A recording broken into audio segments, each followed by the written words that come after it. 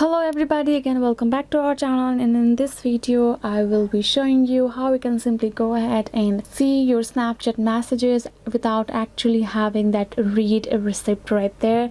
But before we start with our video, please do make sure to like our video, subscribe our channel, and yes, without any further delay we will simply go ahead step into our video. So if you want to do so, first of all, go ahead, open your Snapchat. So what you gotta do is simply go ahead, tap on your message icon, and for example I have got this snaps from people, right? So if I want to check any of the messages, what you gotta do is simply what you will do is simply go ahead and tap on that person's like Bitmoji icon.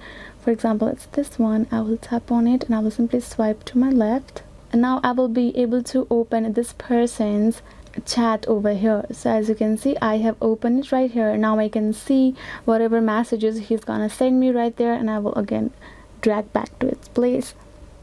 And as you can see, that new snap message is also not open, but I ended up knowing that I have got a new snap even from the message, and I have seen over there as well.